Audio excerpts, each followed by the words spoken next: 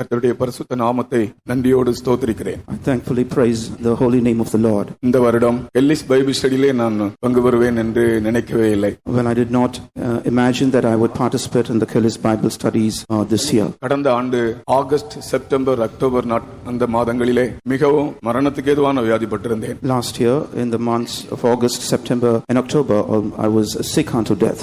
மரணத்துக்கும் எனக்கும் ஒரு அடி தூரம் என்று தாவீது சொன்னான். And David said, death, I was very nigh unto death. நான் ஒரு அடி அல்ல, மரணத்தையே சந்தித்து திரும்ப வந்தேன்.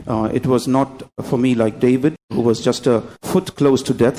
I was almost at the brink of death and I was revived. நம்முடைய வாழ்க்கையிலே தேவன் ஒவ்வொரு சம்பவங்களை அனுமதிக்கிறார் என்பதை இந்த வியாதி படுக்கையில் நான் விளங்கிக் கொண்டேன். While I was in my bed of sickness, I did understand that God allows certain incidents in our life. அவரை அறியாமல் நம்முடைய தலையில் ஒரு முடியாகலும் கீழே விழுவதில்லை என்றுதான் நாம் விசுவாசித்திருக்கிறோம். What we have believed is that without his knowledge not one strand of hair from our head will fall to the ground. கடந்த Kellys Bible study நாட்களில் நம்மோடு ஜீவனோடு இருந்த எத்தனையோ முகங்களை இந்த வேத பாடத்திலே நாம் காணவில்லை. Many saints of God who were with us in the last year's Kellis Bible studies are not with us today. நம்மை ஆண்டவர் உயிரோடு வைத்திருப்பதற்காக நாம் நன்றி உள்ளவர்களாக இருக்க வேண்டும். We should be thankful to the Lord for God giving us life till this day.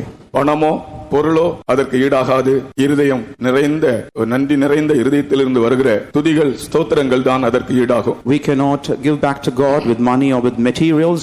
It is with thanksgiving which comes from the bottom of our heart which will be worthy. நாம் ரட்சிக்கப்பட்ட நாளிலிருந்து தேவன் நம்முடைய வாழ்க்கையின் சகல காரியங்களையும் பொறுப்படுத்தியிருக்கிறார். From the day when we were saved, the Lord has undertaken for every affair of our life. அவருடைய ஆளுகையிலே தான் நாம் காணப்படுகிறோம். We are under his reign indeed.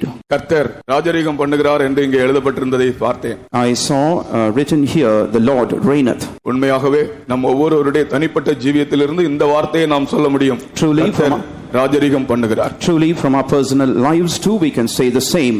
The Lord reigns. Pastor Don அவரிடத்திலே ஒரு தடவை நான் கேட்டேன், பாஸ்டர் எப்படி இருக்கீங்கன்னு கேட்டேன். Once I happened to ask Pastor Don, how are you? அவர் இதே வசனம் தான் சொன்னார், கர்த்தர் ராஜரீகம் பண்ணுகிறார். This is what he told me, the Lord reigneth. நாம் ஒவ்வொருவரும் அவருடைய ஆளுகையின் கீழ் இருக்கிறோம் அருமையானவர்களே. Beloved, we are all under the reign of God.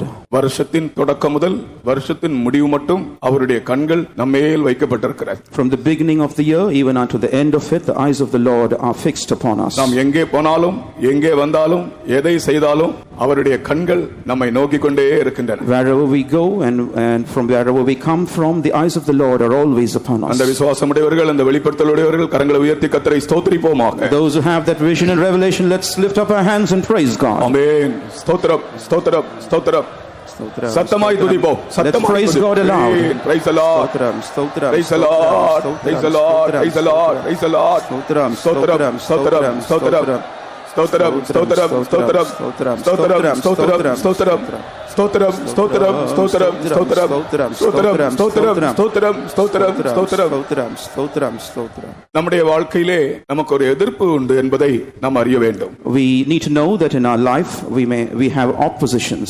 நான் வியாதி படுக்கையில் இருக்கும்போது ஒரு தரிசனம் கண்டேன். When I was in my bed of sickness, I saw vision. ஒரு 10-15 பேர் கொள்ளைக்காரர்கள் கையில பெரிய பட்டயங்களோடு என்னை துரத்திக் கொண்டே வந்தார்கள். About 10 or 15 thieves with swords in their hands, they were after me. நான் ஜீவன் தப்ப ஓடிக்கொண்டே இருக்கிறேன். I was running for my life. ஓடி பார்க்கிறேன், அவர்களும் பக்கத்தில் நெருங்கி வந்து விட்டார்கள். I tried running away from them, but they were drawing closer. அதன் பிறகு என்னால் ஓட முடியவில்லை. After which I could not run. ஒருவன் பட்டயத்தை எடுத்து என்னை வெட்டினான். And one took a sword and he swung it on me. ஆனால் அந்த அது என் மேல் படவில்லை. But the sword did not touch me. உடனே அவன் கேட்கிறான், நீதானே ஜோயல் என்று கேட்கிறான். நீதானே ஜோயல் என்று கேட்கிறான். And that thief, he asked me, aren't you Joel? அந்த டான் பிரைசிங் நடத்துறவன் நீதானே? Aren't you the person who is leading the dawn praising? அந்த பராக்கா ஜெபம் நடத்துகிறியே நீதானே? Is it not you who is leading the Baraka prayer? அந்த Gethsemane ஜெபம் நடத்துகிறியே நீதான்? நான் நடத்துகிற ஜெபங்களுடைய ஒவ்வொரு பெயரையும் சொல்லி கேட்கிறான். And he kept mentioning the names of the prayers which I used to lead, and he was mentioning, aren't you the person who's leading all this? திரும்பவும் வெட்டுகிறான். And once again he swings the sword. ஆனால் அந்த வெட்டு என் மேல் படவில்லை. But the sword did not fall on me. நான் ஆண்டவரே என்று சத்தம் போட்டேன். And I cried cried out, "O Lord." உடனே அந்த வெட்டினவன் எனக்கு முன்பாக அப்படியே செத்து விழுந்தான். And immediately the person who swung his sword on me, he fell to the ground. ஒருவன் செத்து விழுந்த உடனே எல்லாரும் ஓடி விட்டார்கள். No sooner one person fell to the ground dead, the rest all came. நான் விளங்கிக் கொண்டேன், நாம் நம்முடைய ஜீவியத்திற்கும் நம்முடைய ஊழியத்திற்கும் விரோதமாக பெரிய ஒரு எதிர்ப்பு உண்டு. And from that time onwards I did understand that against our life and ministry we have oppositions. ஆனால் நமக்குள் இருக்கிறவர் உலகத்தில் இருக்கிறவனை விட பெரியவர். But he who is in us is greater than he who is in the world. என்னை பலப்படுத்துகிற கிறிஸ்துவினாலே எல்லாவற்றையும் செய்ய எனக்கு பலன் உண்டு. I can do all things through Christ which strengtheneth me. அதை விசுவாசிக்கிறவர்கள் மறுபடியும் சத்தமாய் துதிப்போம். கொஞ்ச நேரம் ஆண்டவரை துதிப்போமாக. ஸ்தோத்திரம் ஸ்தோத்திரம் ஸ்தோத்திரம். Oh Jesus, hallelujah. Amen. ஸ்தோத்திரம் ஸ்தோத்திரம். Amen. ஸ்தோத்திரம் ஸ்தோத்திரம் ஸ்தோத்திரம். Amen. ஸ்தோத்திரம் ஸ்தோத்திரம். Amen. ஸ்தோத்திரம் ஸ்தோத்திரம் ஸ்தோத்திரம். Oh, rebela kashara bala katla ila bala kashara bala tiram bakala. Jesus, stotram stotram. Oh, tilibi kalaba katura bahala kara tiram stotram stotram stotram. Stotram. Amen. Amen. Hallelujah. Stotram. Amen. Stotram. Yesuvin jayam nammude jayam. The victory of our Lord Jesus Christ is our victory. Yesu jeitar and jayattai namakku vaakalithirukkar. Jesus has overcome and he has promised his victory for us. ஆகையால் எப்போதுமே இயேசு ஜெயித்தபடியால் நமக்கு தோல்வி இல்லை என்பதை நாம் விசுவாசிக்க வேண்டும். Therefore we should always believe that because Jesus overcame, we will never taste defeat. அது மட்டுமல்ல, நான் தேவனிடத்திலே அனுபவித்த ஒரு முக்கியமான அனுபவம் என்னவென்றால், not only that, another special experience that I have tasted of the Lord is, நாம் அவரிடத்தில் வேண்டிக் கொள்ளுபவைகளை அவர் நமக்கு தருகிறார். And the Lord grants us whatever we ask of him. வேண்டிக் கொள்ளுபவைகளை மட்டுமல்ல அருமையானவர்களே, it's not only the things that we ask of him, நாம் நினைப்பவைகளை கூட அவர் நமக்கு தருகிறார். And even the things that we think of is what he gives us. நாம் வேண்டிக் கொள்வதற்கும் நினைப்பதற்கும் மிகவும் அதிகமாய் அவர் நம்மளை கிரியை செய்கிறார். He is able to do exceeding abundantly above all that we ask or think. அப்படியே நான் ஒரு சிறிய கோரஸ் போட்டேன்.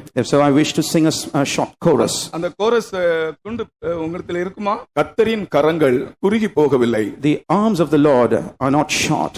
எல்லாரும் சொல்லுவோம், கர்த்தரின் கரங்கள் குறுகி போகவில்லை, கர்த்தரின் செவிகள் மந்தமாகவில்லை. எல்லாரும் சேர்ந்து சொல்லுவோம், கர்த்தரின் கரங்கள் குறுகி போகவில்லை, கர்த்தரின் செவிகள் மந்தமாகவில்லை. வேண்டுதல் அனைத்திற்கும் நிச்சயம் பதில் உண்டு. நாம் வேண்டிக் கொள்வதற்கும் நினைப்பதற்கும் மிக அதிகமாய் கிரியை செய்வார். விசுவாசிக்கிறவங்க ஒரு அல்லேலூயா சொல்லுங்க பார்க்கலாம். அல்லேலூயா.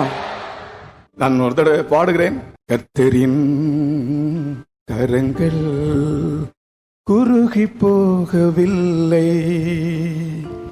கர்த்தரின் செவிகள் மந்தமாகவில்லை, கர்த்தரின் கரங்கள் குறுகி போகவில்லை, கர்த்தரின் செவிகள் மந்தமாகவில்லை. இந்த ரெண்டு லைனும் பாடுவோமா?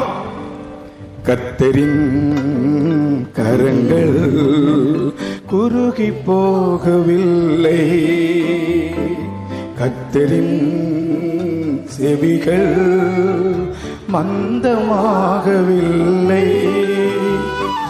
கர்த்தரின் கரங்கள் குறுகி போகவில்லை, கர்த்தரின் செவிகள் மந்தமாகவில்லை.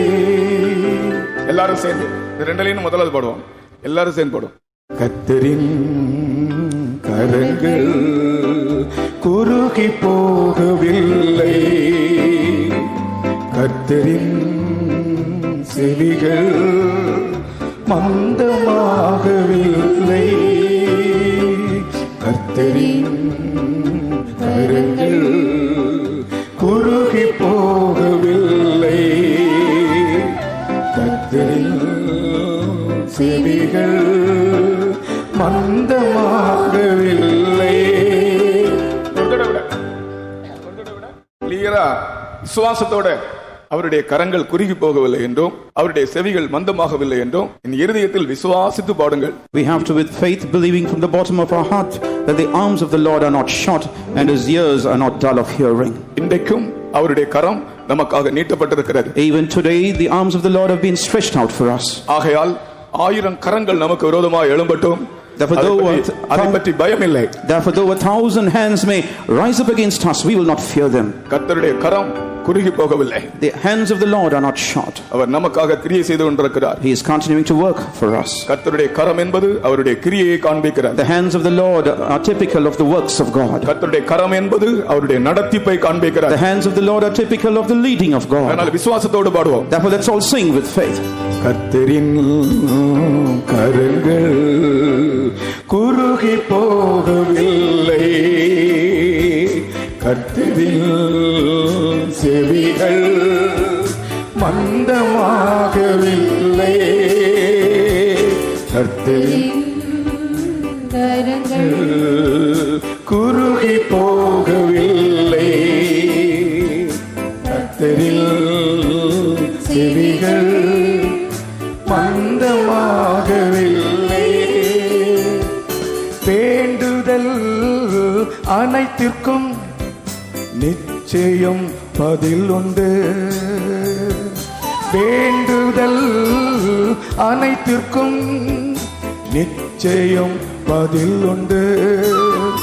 நாம் வேண்டிக் கொள்வதற்கும் நினைப்பதற்கும் மிக அதிகமாய் கிரியை செய்வார். நாம் வேண்டிக் கொள்வதற்கும் நினைப்பதற்கும் மிக அதிகமாய் கிரியை செய்வார். வேண்டுதல் அனைத்திற்கும் நிச்சயம் பதில் உண்டு, வேண்டுதல் அனைத்திற்கும் நிச்சயம் பதில் உண்டு. நாம் வேண்டிக் கொள்வதற்கும் நினைப்பதற்கும் மிக அதிகமாய் கிரியை செய்வார். நாம் வேண்டிக் கொள்வதற்கும் நினைப்பதற்கும் மிக அதிகமாய் கிரியை செய்வார். வேண்டுதல் அனைத்திற்கும் நிச்சயம் பதில் உண்டு, வேண்டுதல் அனைத்திற்கும் நிச்சயம் பதில் உண்டு. நாம் வேண்டிக் கொள்வதற்கும் நினைப்பதற்கும் மிக அதிகமாய் கிரியை செய்வார். நாம் வேண்டிக் கொள்வதற்கும் நினைப்பதற்கும் மிக அதிகமாய் கிரியை செய்வார். வேண்டுதல் அனைத்திற்கும் நிச்சயம் பதில் உண்டு, வேண்டுதல் நிச்சயம் பதில் உண்டு. நாம் வேண்டிக் கொள்வதற்கும் நினைப்பதற்கும் மிக அதிகமாய் கிரியை செய்வார். நாம் வேண்டிக் கொள்வதற்கும் நினைப்பதற்கும் மிக அதிகமாய் கிரியை செய்வார்.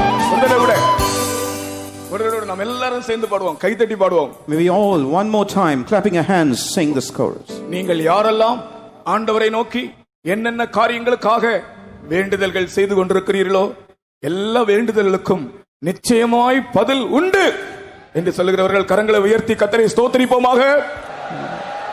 ஆமென், ஆமென். ஒருவேளை பதில் கொஞ்சம் தாமதமாகலாம். Perhaps the answer may be delayed a bit. ஆனால் நிச்சயமாய் பதில் உண்டு. But certainly the answer will arrive. நம்முடைய ஜெபங்கள் ஒன்று வீணாய் போகாது. Our prayers will never go in vain. அந்த விசுவாசம் உடையவர்கள் எங்களோடு சேர்ந்து பாடுங்கள். Those who have that faith, join me in singing. வேண்டுதல் அனைத்திற்கும் நிச்சயம் பதில் உண்டு, வேண்டுதல் அனைத்திற்கும் நிச்சயம் பதில் உண்டு. நாம் வேண்டிக் கொள்வதற்கும் நினைப்பதற்கும் மிக அதிகமாய் கிரியை செய்வார். நாம் வேண்டிக் கொள்வதற்கும் நினைப்பதற்கும் மிக அதிகமாய் கிரியை செய்வார். வேண்டுதல்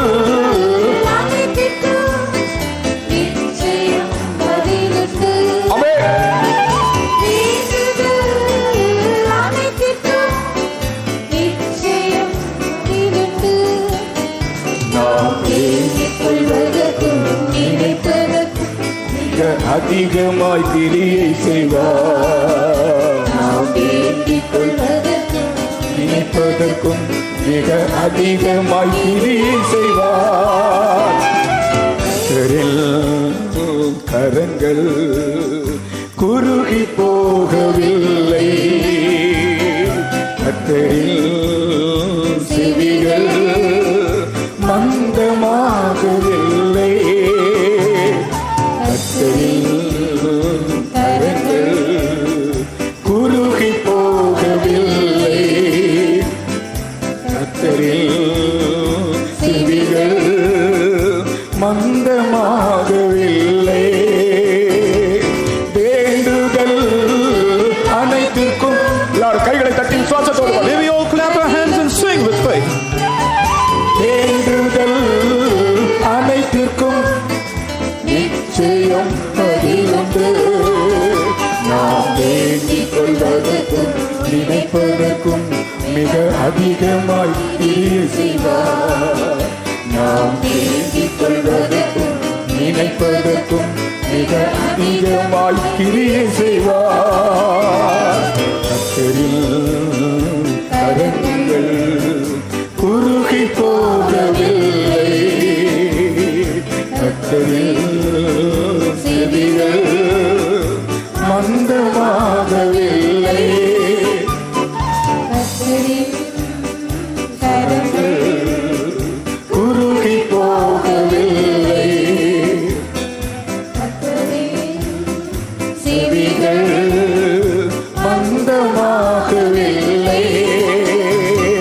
வேண்டுதல் அனைத்திற்கும் ஆமென்.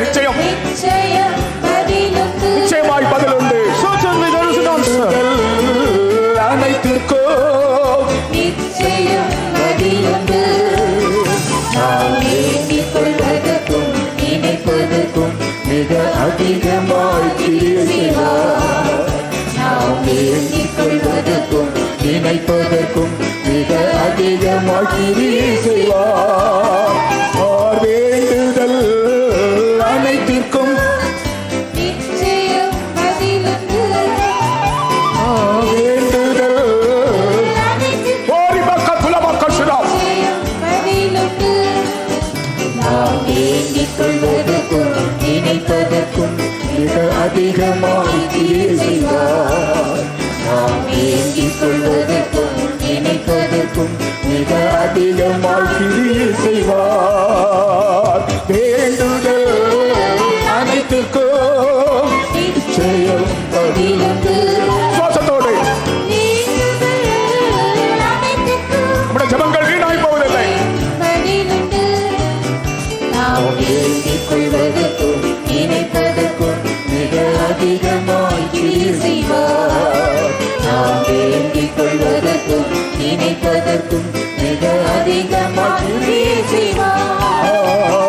வேண்டுதல் அனைத்திற்கும் நிச்சயம் பதிலுண்டு. வேண்டுதல் அனைத்திற்கும் நிச்சயம் பதிலுண்டு. நாம் வேண்டிக் கொள்வதற்கும் நினைப்பதற்கும் மிக அதிகமாய் கிரியை செய்வார். நாம் வேண்டிக் கொள்வதற்கும் நினைப்பதற்கும் மிக அதிகமாய் செய்வார். ஹல்லேலூயா. Hallelujah. நம்முடைய ஜெபங்களை கர்த்தர் கேட்கிறார். The Lord, He heeds our prayer. இன்னும் ஒரே ஒரு முறை மட்டும் பாட போகிறோம். We're going to sing one more time alone. வேண்டுதல் அனைத்திற்கும் பதில் உண்டு. All our pleas have an answer. விசுவாசத்தோடு பாடுவோம். Let's sing with faith. கிருபையோடு பாடுவோம். Let's sing with grace. அபிஷேகத்தோடு பாடுவோம். Let's sing with the anointing. கர்த்தர் நம்முடைய விண்ணப்பங்களை கஞ்சாடையாய் விட்டு விடுவதில்லை. The Lord is not going to wink at our petitions. வேண்டிக் கொள்வதற்கும் நினைப்பதற்கும் மிகவும் அதிகமாய் கிரியை செய்கிறார். He is the one who is able to do exceeding abundantly above all that we ask of Him. எல்லாரும் கைதட்டி அபிஷேகத்தோடு பாடுவோம். May we all clap our hands and sing with the anointing. வேண்டுதல் அனைத்திற்கும் நிச்சயம் பதிலுண்டு. வேண்டுதல் ஓ கிரமகரா நிச்சயம் பதிலுண்டு. நாம் வேண்டிக் கொள்வதற்கும் நினைப்பதற்கும் மிக அதிகமாய் கிரியை செய்வார். நாம் வேண்டிக் கொள்வதற்கும் நினைப்பதற்கும் மிக அதிகமாய் கிரியை செய்வார். வேண்டுதல்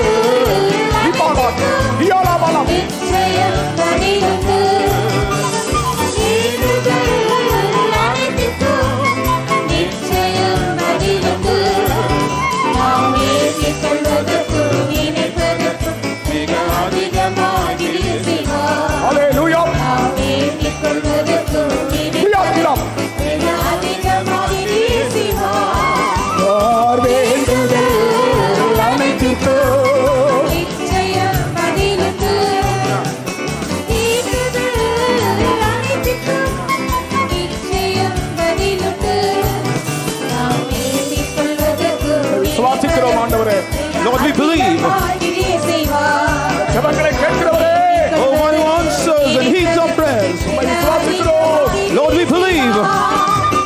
வேண்டுதல் அனைத்துக்கும் நிச்சயம் நிச்சயம், நிச்சயம், நிச்சயம். வேண்டுதல் அனைத்துக்கும் நிச்சயம் பதிலுண்டு. நாம் வேண்டிக் கொள்வதற்கும் நினைப்பதற்கும் மிக அதிகமாக கிரியை செய்வார். நாம் வேண்டிக் கொள்வதற்கும் நினைப்பதற்கும் மிக அதிகமாக கிரியை செய்வார்.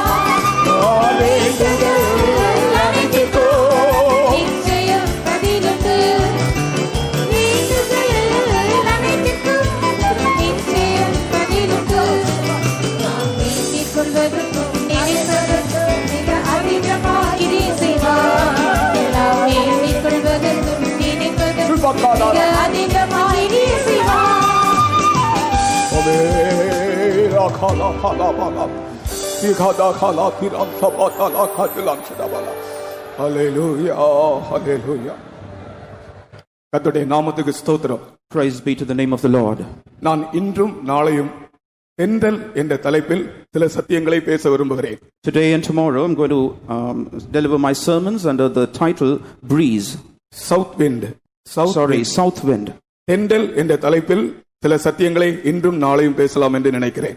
Today and tomorrow I'm going to base my sermons on the title South wind. கர்த்தருக்கு ஸ்தோத்திரம். Praise the Lord. வேத புஸ்தகத்தில் 5 விதமான தென்றல் காற்றுகளை பற்றி எழுதப்பட்டிருக்கிறது. It is written in the scripture about 5 types of south winds.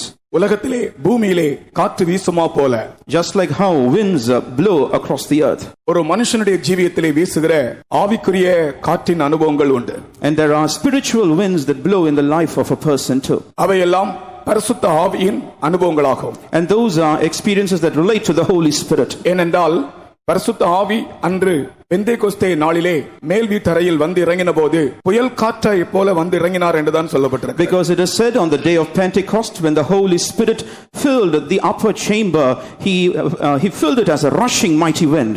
இந்த அபிஷேகத்தை பற்றி எசேக்கியேல் கண்டதான தரிசனத்திலே அது பெரிய ஒரு காற்று, புயல் காற்று என்றுதான் அவன் கண்டான். Even as Ezekiel sees the Holy Spirit, he sees the Holy Spirit as a tempestuous wind. பூமியிலே காற்று வீசுவது போல ஆவிக்குரிய ஒரு மனிதனுடைய வாழ்க்கையிலே பரலோகத்திலிருந்து வீசுகிற காற்றின் அனுபவங்கள் உண்டு. அவையெல்லாம் வேதத்தில் பல கோணங்களில் எழுதப்பட்டிருக்கின்றன. Just like how there are winds that blow across the face of the earth, there are also winds likewise that blow in the lives of a spiritual child of God, concerning which we read in the scripture. வேதத்தை துருவி ஆராயும் போது வேதத்தில் 5 விதமான தென்றல் காற்றுகளை பற்றி வாசிக்கிறோம். If we examine the scriptures closely, we can understand about 5 types of south winds.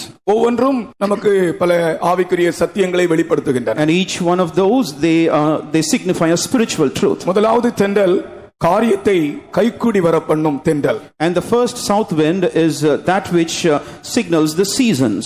காரியத்தை கைக்கூடி வர பண்ணும் தென்றல், காரியத்தை சக்சஸ்ஃபுல் ஆக்குறது. The first one is that which makes matters successful. கர்த்தருக்கு ஸ்தோத்திரம். Praise the Lord. அல்லது நாம் எதை விரும்புகிறோமோ அதை நிறைவேற பண்ணுகிறதான தென்றல். And the south wind that brings to pass the things that we think of.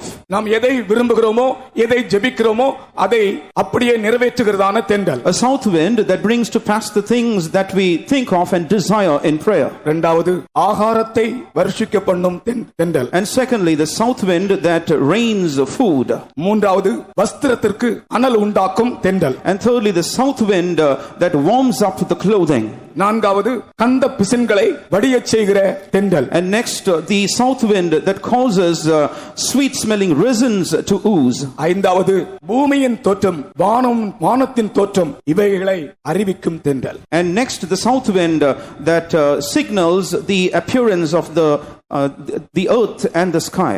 பூமியின் தோற்றம், வானத்தின் தோற்றம் இவைகளை அறிவிக்கும் தென்றல். And the south wind that signals the appearance of the earth and the skies. கர்த்தருக்கு ஸ்தோத்திரம். Praise the Lord. இப்படி 5 விதமான தென்றல் காற்றுகளை பற்றி வேதத்தில் கூறப்பட்டுள்ளது. In this way we read of the Bible speaking of 5 types of south winds. இன்றைக்கு நான் ஒரு முதல் 3 தென்றல்களை பற்றி நான் சொல்ல விரும்புகிறேன். Today I'm going to speak to you about the first 3 types of south winds. அப்போஸ்தல நடவடிக்கைகள் 27ஆம் அதிகாரம் 13ஆம் வசனத்தை படிக்கும்போது, when we read in Acts of the Apostles chapter 27 27 and verse 13. நாம் விரும்புகிற காரியங்களை அப்படியே கைக்கூடி வர பண்ணுகிற ஒரு தென்றலை பற்றி வாசிக்கிறோம். We read about a south wind that brings to pass the things that we desire. அப்போஸ்தலர் நடபடிகள் 27ஆம் அதிகாரம் 13ஆம் வசனத்தை வாசிப்போம். Let's read from Acts of the Apostles chapter 27 and verse 13. தென்றல் மெதுவாய் அடித்தபடியால் தாங்கள் கோரினது கைகூடி வந்ததென்று எண்ணி அவ்விடமிட்டு பெயர்ந்து கிரேத்தா தீவுக்கு அருகாக ஓடினார்கள். And when the south wind blew softly, supposing that they had obtained the purpose, losing thence, they sailed close by Crete. தென்றல் மெதுவாய் அடித்தபடியினால், because the south wind blew softly, நாங்கள் கோரினது கைக்கூடி வந்ததென்று எண்ணி அவ்விடம் விட்டு பெயர்ந்து கிரேத்தா தீவுக்கு அருகே ஓடினோம். supposing that what we had obtained, what I had obtained their purpose, losing thence we sailed close by Crete. இந்த தென்றல் காற்றை பற்றி விளக்கமாய் சொல்ல வேண்டும் என்றால், கப்பல் யாத்திரை பண்ணுகிறவர்கள் தங்கள் புயலின் நடுவிலே, பயங்கரமான சூழ்நிலையின் நடுவிலே ஒரு தென்றல் காற்றுக்காக எதிர்பார்த்து கொண்டிருப்பது வழக்கமாம். And commonly people who are sailing in the seas, it is habitual for them to look for a south wind to blow. கப்பல் யாத்திரை செய்கிறவர்களும் கடலிலே மீன் பிடிக்கிறவர்களும் பல நோக்கத்தோடு அந்த தொழில் செய்கிறவர்கள் தொழில் செய்கிறார்கள், கப்பலிலே யாத்திரை செய்கிறவர்கள் பல நோக்கத்தோடு யாத்திரை செய்கிறார்கள். And people who journey on ship and people who happen to be fishermen on the seas, they have certain intentions with which they are sailing on the seas. ஆனால் திடீரென்று சமுத்திரத்திலே ஒரு புயல் வரும் என்றால், and suddenly, for example, there is a tempest that strikes the seas, இவர்களுடைய எண்ணங்கள் எதிர்பார்ப்புகள் எல்லாமே ஒன்றுமில்லாமல் போய்விடும். the things that they look forward to and the things that they are expecting, everything, it comes down crashing. எனக்கு எப்போதும் ஞாபகம் இருக்கிறது, நமக்கு மீன் பிடிக்கிற விசுவாசிகள் பலர் இருக்கிறார்கள். ஒரு விசுவாசி என்னோடு பேசிக் கொண்டிருந்தார். I remember how one of our believers who happens to be a fisherman talked to me. அவர் சொல்லுகிறார், சமுத்திரத்திலே பல நாங்கள் மீன் பிடிக்க போகும்போது ஒரு பெரிய நோக்கத்தோடு போவோம். And he told me when we set out on the seas, we go there expecting something great. பல திட்டங்களை மனதில் வைத்துக் கொண்டு போவோம். We drop certain plans and then we set out on the seas.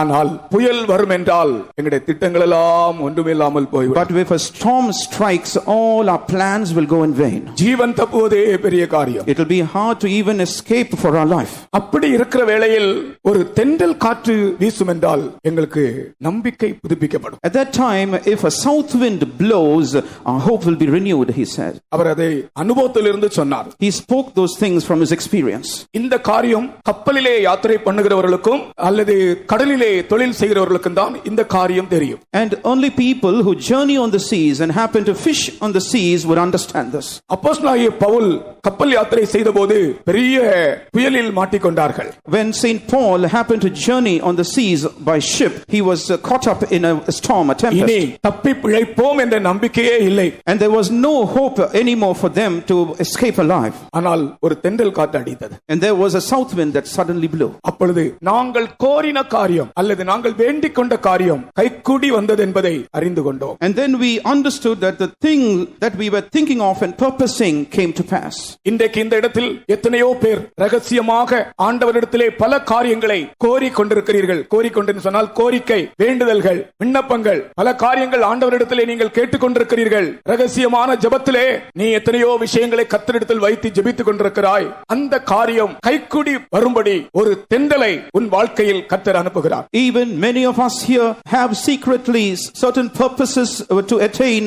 We have petitions, supplications and pleas which are with the Lord for God to answer, and we are waiting for an answer from the Lord for that. காற்று வீசுவது என்பது பரிசுத்த ஆவியின் கிரியையை காண்பிக்கிறது. And the south wind blowing speaks of the works of the Holy Spirit. எத்தனையோ நாட்களாக நீ ஆண்டவரிடத்திலே விண்ணப்பித்துக் கொண்டிருக்கிற கேட்டுக்கொண்டிருக்கிற உன்னுடைய கோரிக்கைகள், உன்னுடைய விண்ணப்பங்கள் கைக்கூடி வரும்படிக்கு பரிசுத்த ஆவியானவர் கிரியை செய்கிறார். இன்றைக்கு இந்த கூட்டத்திலே கர்த்தர் அதை உனக்கு அறிவிக்கிறார். For the Holy Spirit is working so that the things that you have petitioned and supplicated to him may come to pass, and the Holy Spirit is speaking about those things that he will bring it to pass for you here. மறுபக்கத்திலே நான் சொல்லும்போது நம்முடைய வாழ்க்கை ஒரு கப்பல் யாத்திரைக்கு சமமாக இருக்கிறது. From another sense, I can say that our life is like journeying on ship. நம்முடைய ஜீவியத்தை ஒரு இடத்திலே விசுவாச கப்பல் என்றும் இன்னொரு இடத்திலே வியாபார கப்பல் என்றும் சொல்லப்பட்டிருக்கிறது. And our life is compared to a ship of faith and also a ship of merchandise. 1 தீமோத்தேயு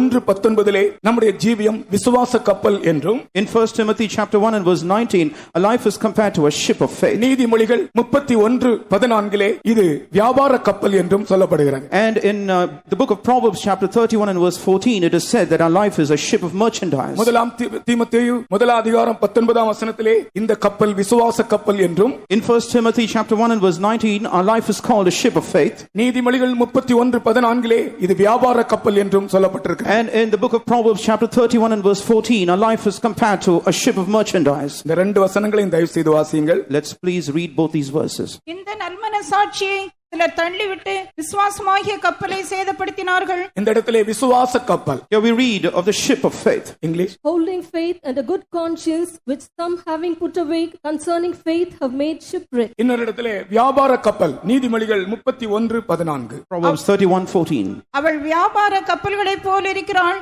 தூரத்திலிருந்து தன் ஆகாரத்தை கொண்டு வருகிறாள். She is like the merchant ships, she bringeth her food from afar. இந்த வியாபார கப்பலா இருந்தாலும் இந்த விசுவாச கப்பலா இருந்தாலும் இது சேதமடையாதபடிக்கு 4 காரியங்கள் சொல்லப்பட்டிருக்கின்றன. There are 4 things which are mentioned for either the ship of faith or the ship of merchandise not to be destroyed. தீமோத்தேயுக்கு நிருபத்திலே அப்போஸ்தலனாகிய பவுல் குறிப்பிடுகையில் இந்த கப்பல் சேதமடையாமல் இருக்கும்படி விசுவாசமும் நல்மனசாட்சியும் உடையவனாய் இரு என்று சொல்லுகிறார். And Saint Paul, when he writes to Timothy in his epistle, he says, for the ship not to be wrecked, this ship of faith not to be wrecked, have a good conscience, possess your conscience properly, and you have to possess faith. விசுவாசமும் நல்மனசாட்சியும் உடையவனாய் இரு. You have to possess faith and a good conscience. முதலாம் தீமோத்தேயு 1:19 நீ விசுவாசமும் நல்மனசாட்சியும் உடையவனாய் இரு. சிலர் இந்த விசுவாசத்தையும் நல்மனசாட்சியையும் தள்ளிவிட்டு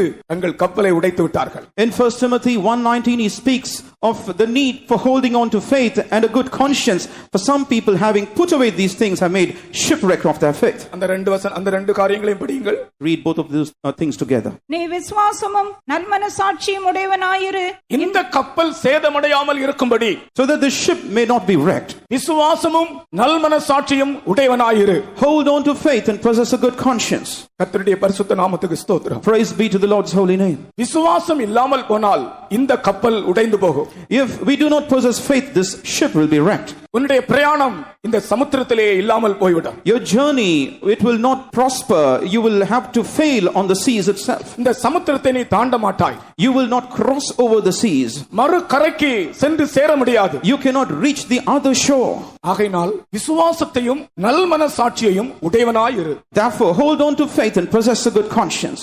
நம்முடைய வாழ்க்கையில் விசுவாசத்தை தொடங்கினவர் அவர்தான். For it is the Lord who has begun a journey of faith in our life. அவர் விசுவாசத்திற்கு ஒரு பூரணத்தையும் உண்டாக்குகிறவர். He is the author and he will bring perfection to our faith. கர்த்தருக்கு ஸ்தோத்திரம். Praise the Lord. ஒரு காலத்தில் நம்முடைய இதயத்தில் விசுவாசம் இல்லை. In the past we lacked faith in our hearts. உலகத்தில் இத்தனை கோடி மக்கள் வாழ்கிறார்களே, எத்தனை பேருக்குள் விசுவாசம் இருக்கிறது என்று நீங்கள் பாருங்கள். There are crores of people who are living in this world, aren't they? But how many of them will possess real faith? Chennai பட்டணத்திலே இத்தனை கிறிஸ்தவர்கள் இருக்கிறோமே, அல்லது இத்தனை ஜனங்கள் ஜீவிக்கிறார்களே, எத்தனை பேருடைய இதயங்களில் விசுவாசம் இருக்கிறது? There are so many Christians in the city of Chennai, aren't we? But in the hearts of how many of these Christians will there be real faith? ஆனால் ஒரு காரியம் மட்டும் நாம் அறிந்து கொள்ள வேண்டும். But we have to understand one thing.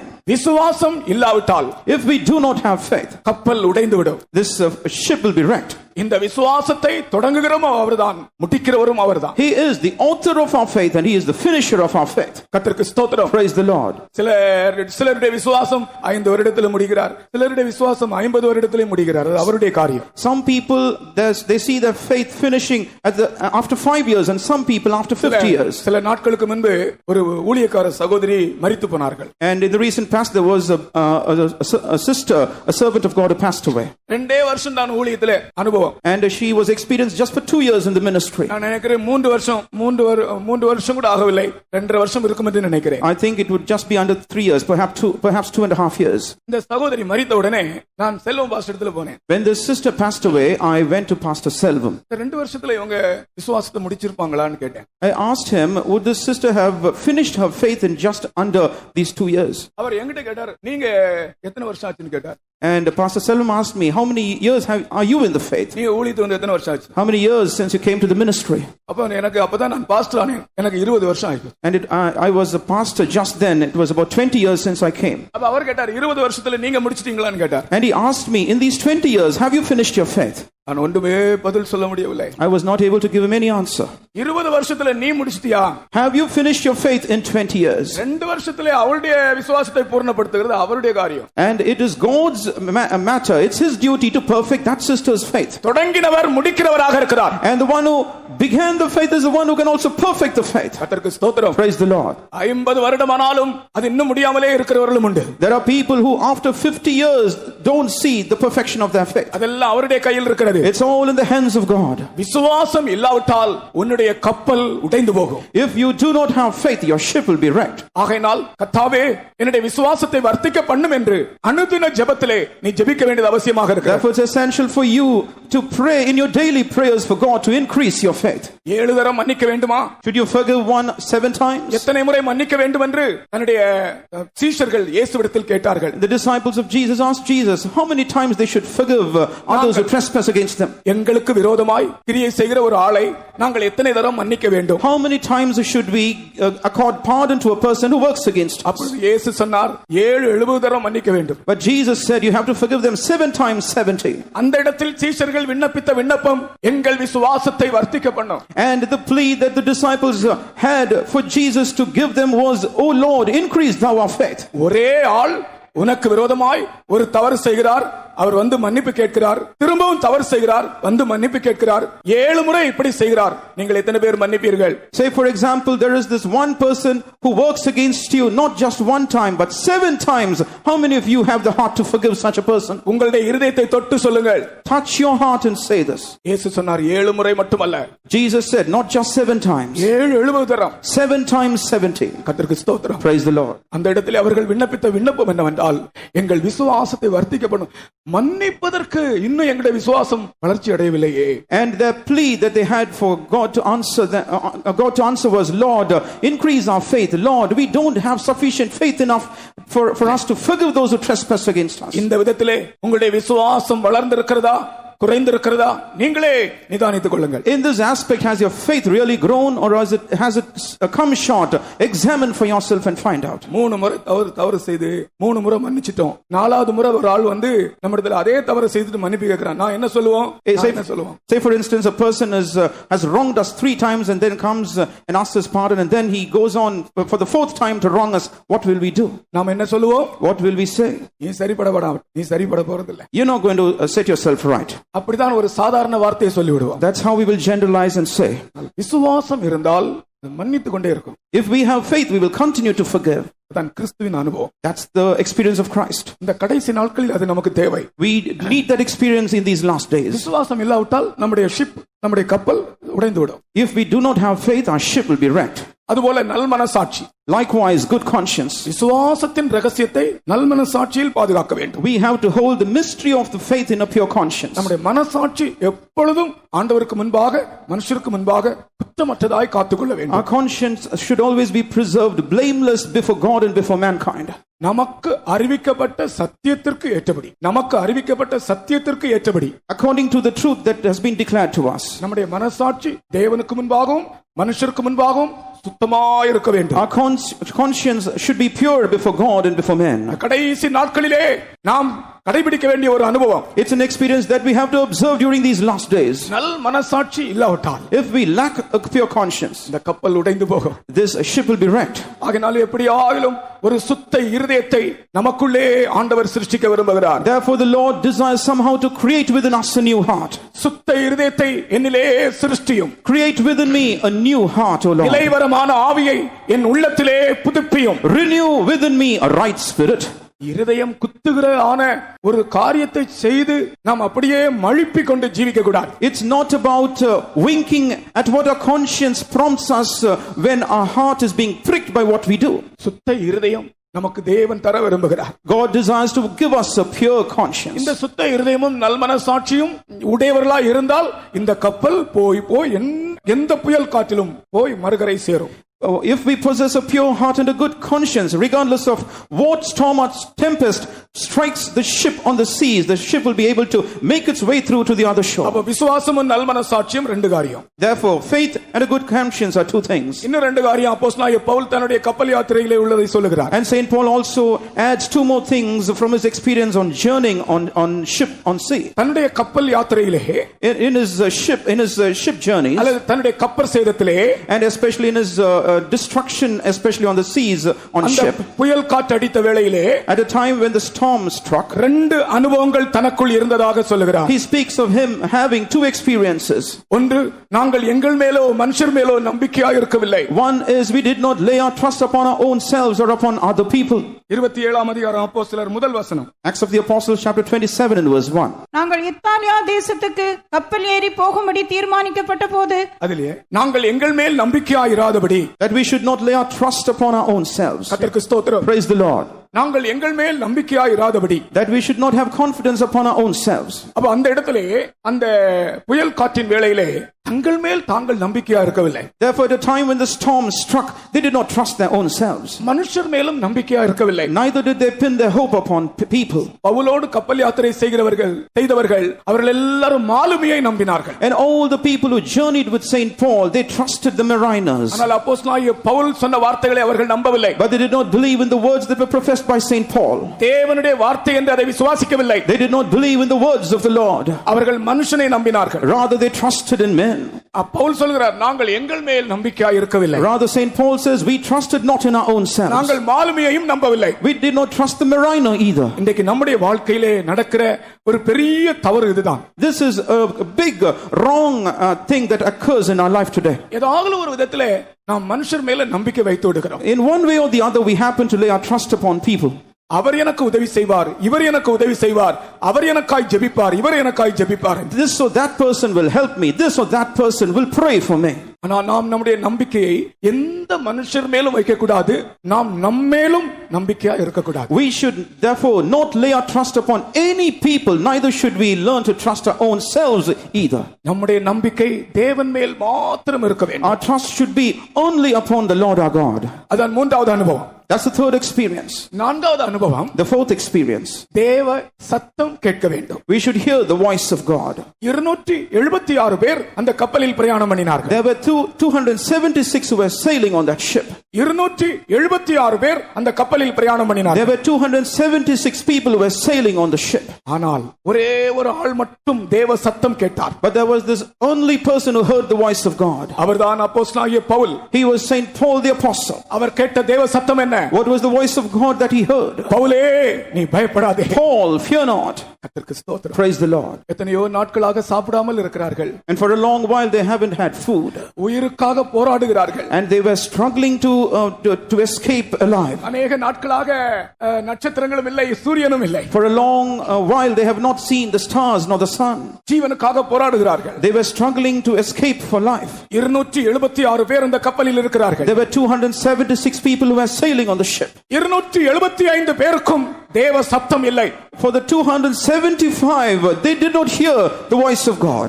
உங்க ஃபேமிலில நீங்க மொத்தம் 5 பேர் இருக்கலாம். உங்க ஃபேமிலில ஒருவேளை நீங்க மொத்தம் 5 பேர் இருக்கலாம். Perhaps there may be about 5 people as members in your house. அந்த 5 பேர்ல யாராவது ஒரு ஆள் தேவ சத்தம் கேட்டால் அந்த குடும்பம் பாதுகாக்கப்படும். But if there is one person in the house who happens to hear the voice of God, through that the whole house will be preserved. நீங்கள் இருக்கிற வீட்டிலே ஒரு 10 பேர் இருக்கலாம். There may be perhaps 10 people as members in your house. அல்லது உன்னுடைய வீட்டிலே 2 பேர் இருக்கலாம். Or perhaps just 2 people in the house. இந்த 2 பேருக்குமே தேவ சத்தம் இல்லாவிட்டால் உங்களுடைய குடும்பத்தினுடைய நிலவரம் என்ன? But if both the people do not hear the voice of God, what will befall the family? நாம் ஜீவிக்கிற வீடுகளிலே யாராவது ஒரு ஆள் தேவ சத்தம் கேட்டாலே அந்த முழு வீடும் பாதுகாக்கப்படும். It is at least if one person hears the voice of God in our house, that the whole house will be preserved. இங்கே 276 பேரில் ஒரே ஒரு ஆள் அப்போஸ்தலனாகிய பவுல் தேவ சத்தம் கேட்டார். Now of the 276 there was this only person, Saint Paul, who happened to hear the voice of God. 2012ஆம் ஆண்டு தேவ சத்தத்தை திட்டமாய் ஒரு மனுஷன் பேசுற விதமாய் நான் கேட்டேன் என்ற அனுபவம் உள்ளவர்கள் மட்டும் இங்கே இருக்கிறவர்களானாலும் நாற்காலியில் இருக்கிற ஆனாலும் நீங்கள் கரங்களை உயர்த்தி அந்த இடத்துல ஒரு அல்லேலூயா சொல்லுங்க. 2013ஆம் ஆண்டு இப்பொழுது இது மே மாதம் முடிய போகிறது.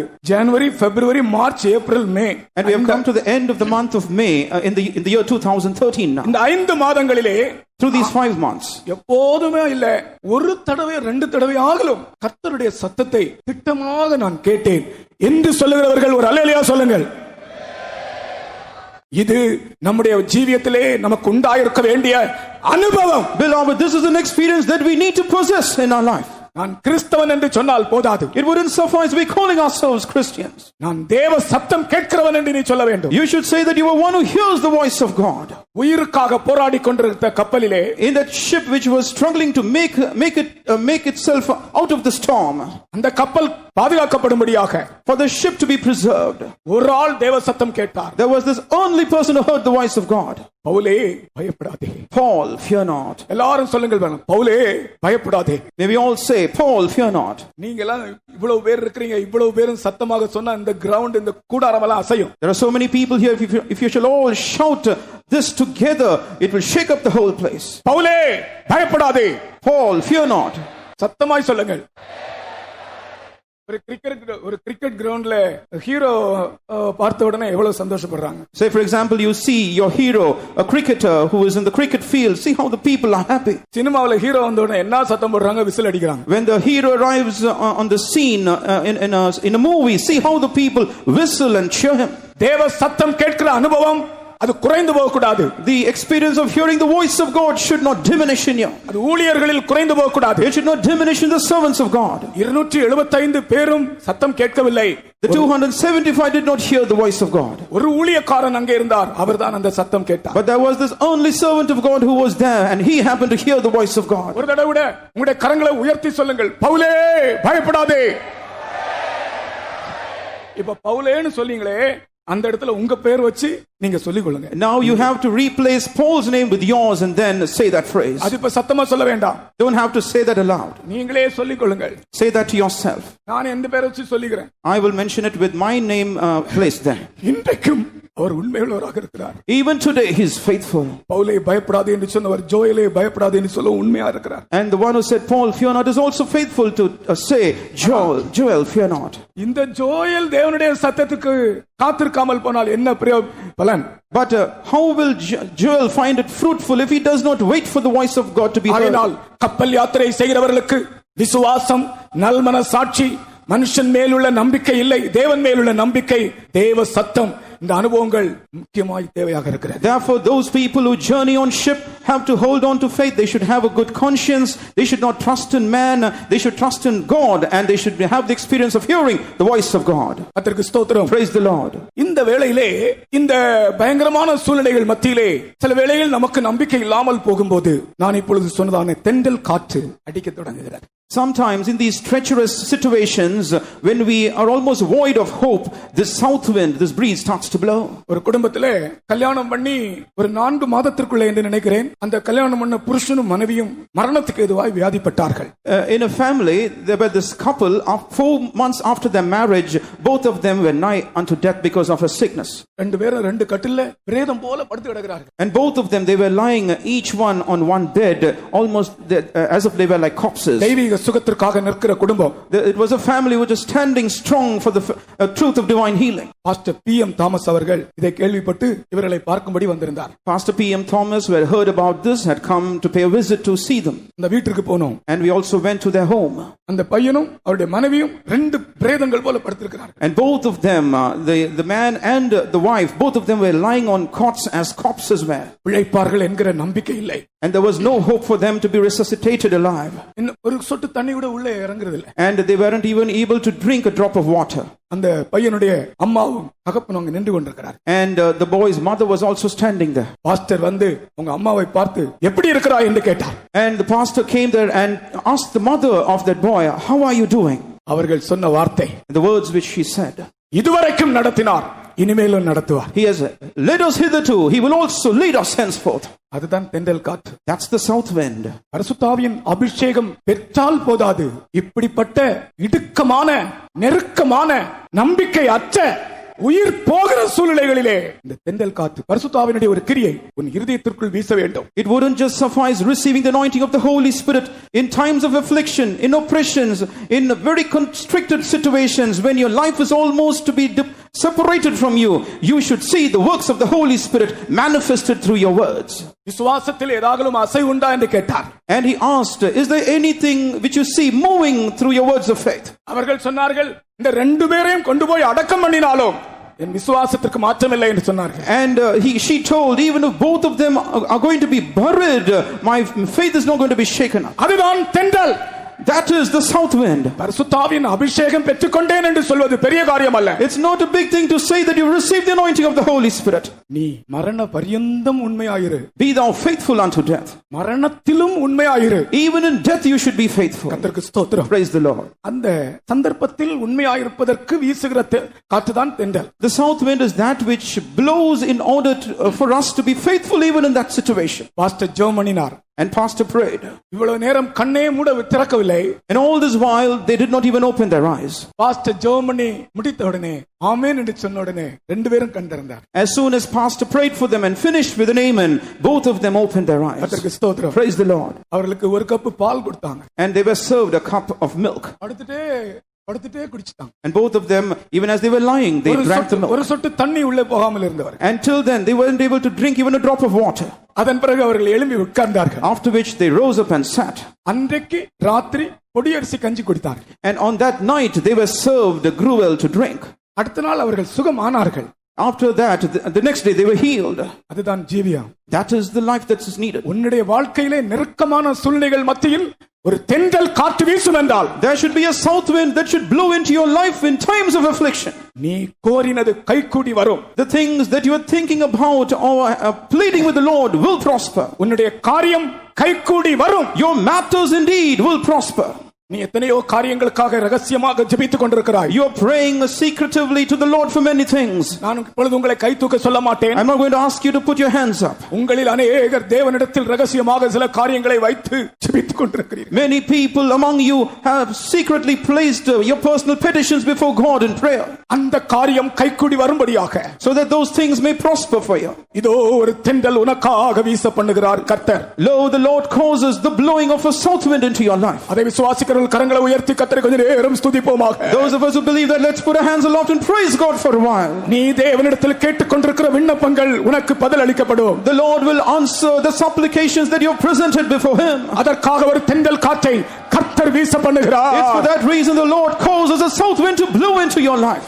தென்றல் மெதுவாய் அடித்த போது நாங்கள் நினைத்த காரியம், நாங்கள் வேண்டிக் கொண்ட காரியம் கைகூடி வந்தது என்று நாங்கள் நினைத்தோம். We thought to ourselves that when the south wind blew softly, the things that we had petitioned the Lord about had prospered for us.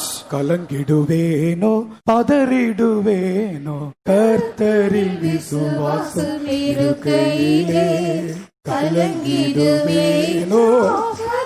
எல்லாரும் கை தட்டி பாடுவோம். May we all clap our hands and sing. விசுவாசம் இருக்கையிலே அசையாய் நம்பிக்கை நங்குறவே இயேசுவில் மாத்திரமே. அசையாய் நம்பிக்கை நங்குறவே இயேசுவில் மாத்திரமே. ஐயோ நிலையம் தீர அஸ்திவாரம் அவர் நான் எங்கும் நம்பும் கண்மலை. ஆமென். சீயோனிலே தீர அஸ்திவாரம் கிறிஸ்துவே. அவர் நான் எங்கும் நம்பும் கண்மலை. புயல் அடித்தாலும் அலை மோதினாலும் எதிரினைக்கு எதிராய் எழும்பினாலும் புயல் அடித்தாலும் அலை மோதினாலும் எதிரினைக்கு எதிராய் எழும்பினாலும் எனக்கு எல்லாம் கை தட்டி பாடுவோம். May we all clap our hands and sing. எனக்கு எட்டாத உயரத்திலே இருந்தவர் நிறுத்திடுவார். நிலையம் தீர அஸ்திவாரம் கிறிஸ்துவே. அவர் நான் எங்கும் நம்பும் கண்மலை. சீயோனிலே தீர அஸ்திவாரம் கிறிஸ்துவே. அவர் நான் எங்கும் நம்பும் கண்மலை. நான் விசுவாசிக்கிறேன் விசுவாசிப்போரின் நாளிதழிலே எல்லாரும் சேர்ந்து பாடி அபிஷேகம் படைத்திட்டேன் அவர் கரத்தில். நான் விசுவாசிப்போரின் நாளிதழிலே என்னை படைத்திட்டேன் அவர் கரத்தில். முடிவு வரை என்னை நடத்திடுவார் ஒற்றுமை ரட்சிப்பாரே. ஒற்றுமாய் ரட்சிப்பார். முடிவு வரை என்னை நடத்திடுவார் ஒற்றுமை ரட்சிப்பாரே. சீயோனின் வரும் கிறிஸ்துவே அவர் நாடிட்டும் நம்ம கண்ணலே. சீயோனிலே திட அஸ்திபாரம் கிறிஸ்துவே அவர் நாடிட்டும் நம்ம கண்ணலே. பிரியமானவர்களே, அனுபவத்தோட நீங்கள் இந்த அனுபவத்தோடு நீங்கள் பாடுங்கள். Beloved, you have to sing this, experiencing it. உங்களில் அநேகர் தேவனிடத்தில் சில காரியங்களை வைத்து ஜெபித்துக் கொண்டிருக்கிறீர்கள். Many among you have petitioned certain things before the Lord in prayer. இதுவரைக்கும் பதில் கிடைக்கவில்லை. Till now, no answer. இன்றைக்கு நாம் வாசித்த வசனத்தின்படி, But according to the verse that we read today, தென்றல் மெதுவாய் அடித்தபடியினால், because the south wind blew softly, நாங்கள் கோரின காரியம் கைக்கூடி வந்தது. the thing that we supplicated to the Lord about was prosperous. தென்றல் என்பது பரிசுத்த ஆவியின் ஒரு கிரியையாகும். The south wind is the work of the Holy Spirit. அந்த காற்று இப்பொழுது அடிக்கிறது. That wind blows even today. நீ கர்த்தரிடத்தில் கேட்ட காரியம் கைக்கூடி வரும். The thing that you asked the Lord for will certainly prosper. நான் விசுவாசிப்போரின் நாளிதழிலே என்னை படைத்திட்டேன் அவர் கரத்தில்.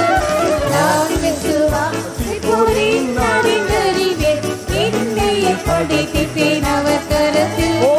முடிவு வரை என்னை நடத்திடுவார் ஒற்றுமை ரட்சிப்பாரே. முடிவு வரை என்னை நடத்திடுவார் ஒற்றுமை ரட்சிப்பாரே. நான் விசுவாசிப்போரின் நாளிதழிலே என்னை படைத்திட்டேன் அவர் கரத்தில். நான் விசுவாசிப்போரின் நாளிதழிலே என்னை படைத்திட்டேன் அவர் கரத்தில். முடிவு வரை என்னை நடத்திடுவார் ஒற்றுமை ரட்சிப்பாரே. ஒற்றுமாய் ரட்சிப்பார். He will save us to the uttermost. என்னை நடத்திடுவார் ஒற்றுமை ரட்சிப்பாரே. நான் விசுவாசிப்போரின் நாளிதழிலே என்னை படைத்திட்டேன் அவர் கரத்தில். நான் விசுவாசிப்போரின் நாளிதழிலே என்னை படைத்திட்டேன் அவர் கரத்தில். முடிவு வரை என்னை நடத்திடுவார் ஒற்றுமை ரட்சிப்பாரே. முடிவு வரை என்னை நடத்திடுவார் ஒற்றுமை ரட்சியாளி கதி சரே. முடிவு வரை என்னை நடத்திடுவார் ஒற்றுமை ரட்சிப்பாரே. விடாத்திராட்சி அக்கரமா. முடிவு வரை என்னை நடத்திடுவார் ஒற்றுமை ரட்சிப்பாரே. என் பிள்ளைகளே, என் பிள்ளைகளே, Oh my children, என் மேல் நீங்கள் விசுவாசத்தோடும் நம்பிக்கையோடும் இருங்கள். continue to possess faith and hope upon me. நான் உங்கள் ஜெபங்களுக்கு பதில் தருகிற தேவன். I will answer your prayers. நான் உங்கள் விண்ணப்பங்களையும் உங்கள் வாஞ்சையும் அறிகிற தேவன். I am a God who knows your petitions and your desires. நான் ஏற்ற சமயத்தில் உங்களுக்காக கிரியை செய்வேன் என்று கர்த்தர் சொல்கிறார். The Lord says, at the apt time will I work for you. அடுத்ததாக, Nextly, ஆகாரத்தை வர்ஷிக்க பண்ணும் தென்றல். the south wind which causes food to be rained. தென்றல் காற்று வீச பண்ணி ஆகாரத்தை வர்ஷிக்க பண்ணினார் என்று கர்த்தருடைய வேதம் சொல்லுகிறது. The word of God says, the Lord caused the blowing of the south wind and rained down food. வனாந்தரத்தில் வந்த இஸ்ரவேல் ஜனங்களுக்கு ஆகாரம் கொடுக்கும்படி விரும்பின தேவன். And the Lord is one who desired to feed the people of Israel, his people who walked into the wilderness. அவர்களுக்கு தென்றல் காற்றை வீச பண்ணி ஆகாரத்தை வர்ஷிக்க பண்ணினாராம். And it is written, he caused the blowing of a south wind and rained down food for them. வனாந்தரத்தில் வந்த இஸ்ரவேலர் இறைச்சி வேண்டும் என்று கேட்டார்கள். The people of Israel who walked into the wilderness, they asked God for flesh as food. இறைச்சிக்காக இச்சித்தார்கள். They lusted after flesh for food. முறுமுறுத்தார்கள். And they murmured. ஆகாரம் மனிதனுக்கு அத்தியாவசியமானது. Food is a basic need for man. ஆனால் ஆகாரத்தின் மேல் இச்சை என்பது பாவமாகும். But to lust after food is a sin. ஏதாகலும் ஆகாரத்தின் மேல் நாம் இச்சை உள்ளவர்களாக இருந்தால் அது பாவமாகும். If we lust after a type of food, it will be sin to us. ஏனென்றால் நம்மை கருதுகிற தேவன் நம்மை போஷிக்கிறவராயும் இருக்கிறார். Therefore the Lord who cares for us also is able to feed us. வனாந்தரத்தில் வந்த இஸ்ரவேலருக்கு சம்பவித்த ஒரு தவறு என்னவென்றால் அவர்கள் ஆகாரத்தை இச்சித்தார்கள். A fault that happened in the lives of the people of Israel who walked into the wilderness was they lusted after flesh. ஆகாரத்தை கேட்கலாம், we can ask God for food, ஜெபிக்கலாம், we can pray too, ஆனால் ஆகாரத்தை இச்சிக்க கூடாது. but we should never lust after it. இஸ்ரவேல் ஜனங்கள் எங்களுக்கு இறைச்சி வேண்டும் என்று கேட்டார்கள். The people of Israel, they asked for flesh as food. அப்பொழுது தேவன் ஒரு காற்றை வீச பண்ணினார் என்று என்னாகமம் 11ஆம் அதிகாரம் சொல்லுகிறது. And the book of Numbers chapter 11 says that the Lord then caused the blowing of a south wind. அந்த காற்று தென்றல் காற்று என்று 78ஆம் சங்கீதம் சொல்லுகிறது. Psalm 78 calls it a south wind. ஆகாரத்தை கேட்ட இஸ்ரவேல் ஜனங்களுக்கு ஆகாரத்தை வர்ஷிக்கும்படி ஒரு காற்றை அனுப்பினார் என்று என்னாகமம் 11ஆம் அதிகாரம் சொல்லுகிறது. The book of Numbers chapter 11 says that the Lord, in order to give his people food according to their plea, he caused the blowing of a south wind. அந்த இடத்துல காற்று என்று சொல்லப்பட்டிருக்கிறது. Sorry, it is mentioned wind. இந்த காற்று தென்றல் காற்று என்று சங்கீதத்தில் சொல்லப்பட்டிருக்கிறது. Well, the same wind is referred to as a south wind in the book of Psalms. கர்த்தருக்கு ஸ்தோத்திரம். Praise the Lord. என்னாகமத்திலே காற்றை வீச பண்ணினார். ஆனால் அந்த காற்று தென்றல் காற்று என்று 78ஆம் சங்கீதத்திலே ஆவியானவர் வெளிப்படுத்துகிறார். In the book of Numbers chapter 11, the Lord caused the blowing of a wind, but in Psalm 78, the Lord clarifies that the wind that he caused to blow was a south wind. வாசிங்கள். Let's read. சங்கீதம் 78:26. என்னாகமம் 11:31 முதலாவது வாசிப்போம். அப்பொழுது கர்த்தரிடத்திலிருந்து புறப்பட்ட ஒரு காற்று சமுத்திரத்திலிருந்து காடைகளை அடித்துக் கொண்டு வந்தது. போதும். அனி சங்கீதம். ஆகாசத்திலே கீழ் காற்றை வரப்பண்ணி தம்முடைய வல்லமையினால் தென்றலையும் வீச செய்து மாம்சத்தை தூளத்தனையாயும் சிறகுள்ள பறவைகளை கடற்கரை மணலத்தினையாயும் வர்ஷிக்க பண்ணி. இந்த வசனங்களிலே ஒரு இடத்தில் காற்றை வீச பண்ணினார் அவர்களுக்கு ஆகாரம் கொடுக்கும்படியாக, இன்னொரு இடத்திலே அந்த காற்று தென்றல் காற்றை வீச பண்ணினார் என்று தெளிவாய் சொல்லப்பட்டிருக்கிறது. Well, in the book of Numbers chapter 11, it is said that the Lord caused the blowing of a wind to bring them food. But in the book of Psalms 78, it is written clearly that the Lord caused the blowing of a south wind to bring them food. பரிசுத்த ஆவியின் ஒரு கிரியை நம்மை போஷிக்கிற ஒரு அனுபவம். And one work of the Holy Spirit is to feed us and nourish us. அதாவது இன்னொரு பக்கத்திலே நமக்கு எந்த நன்மைகள் வேண்டுமானாலும் இந்த பரிசுத்த ஆவியினுடைய கிரியை அந்த நன்மையை நமக்கு தருகிறது. In one sense of speaking, whatever is needful for us, the work of the Holy Spirit is for it to be provided to us. முதலாவது நான் ஆகாரத்தை பற்றி சொல்லுகிறேன். Firstly, I would like to speak about food. ஏவாள் ஆகாரத்தை இச்சித்தாள். Eve, she lusted after food. ஏசா ஆகாரத்தை இச்சித்தான். Esau, he also lusted after food. இஸ்ரவேலர் ஆகாரத்தை இச்சித்தார்கள். And the Israelites likewise lusted after food. தானியேல் ஆகாரத்தை இச்சிக்கவில்லை. Daniel, he did not lust after food. இயேசு ஆகாரத்தை இச்சிக்கவில்லை. Jesus did not lust after food. ஆகாரத்தை இச்சிக்காதே. Do not lust after food or meat. எங்களுக்கு வேண்டிய ஆகாரத்தை இன்று எங்களுக்கு தாரும் என்று நீ ஜெபிக்கும்படி சொல்லிக் கொடுத்த இயேசு அன்றென்று உனக்கு வேண்டிய ஆகாரத்தை உனக்கு தர உண்மையுள்ளவராக இருக்கிறார். Jesus, who taught you to pray, give us this day our daily bread. He is faithful and true to provide you your meat every day according to what you ask of him. சமீபத்திலே டெல்லியில ஒரு lily என்ற ஒரு சகோதரி இறந்து போனார்கள். ஊழியக்கார சகோதரி. Recently there was a sister, a servant of God by name Sister Lily, who passed away in the Delhi center. நாங்கள் எல்லாரும் ஒன்றாய் வளர்ந்தவர்கள். We had all grown up together. ஒன்றாக கூட்டங்களுக்கு போவோம். We used to attend meetings together. நான் முன்னாலே ஊழியத்துக்கு வந்தேன். எனக்கு பிறகு நான் நினைக்கிறேன் ஒரு 2 வருஷத்துக்கு பிறகு வந்திருப்பாங்கன்னு நினைக்கிறேன். I came to the ministry earlier than she did, and she followed I think a couple of years later. அவர்கள் ஊழியத்து வந்த பிறகு நார்த் இந்தியாவுக்கு மாறி போயிட்டாங்க. After she came to the ministry, she was transferred to North India. அப்ப எப்போது மெட்ராஸ் கன்வென்ஷன்ல தான் பார்ப்போம். And we used to meet one another only during the Madras convention. ஒரு நாள் நான் கேட்டேன். Once I happened to ask her. நீங்கள் எப்படி இருக்கிறீர்கள்? ஒரு சபையில பொறுப்பா இருக்காங்க ஒரு சபையில. And she was in charge in one of the assemblies. I asked her how she was doing. ஞாயிற்றுக்கிழமை உங்க சபையில எத்தனை பேர் வருவாங்கன்னு கேட்டேன். I asked her how many people attend church for a Sunday service. அவங்க சொன்னாங்க ஞாயிற்றுக்கிழமை 10 பேர் வருவாங்க. And she said very ordinarily around 10 people. எத்தனை பேர்? How many people? எத்தனை பேர்? How many? ஞாயிற்றுக்கிழமை 10 பேர் வருவாங்களாம். there'd be just about 10 people attending the Sunday worship service. இந்த பக்கம் எல்லாம் வேலை செய்றவங்களுக்கு அது தெரியறது இல்ல. And people who are serving the Lord in these regions here, they don't understand it. எனக்கு ஆச்சரியமா இருந்தது. And I was amazed. நான் கேட்டேன், நீங்க எப்படி சாப்பிடுறீங்க? And I asked her, how do you sustain yourself? How do you eat?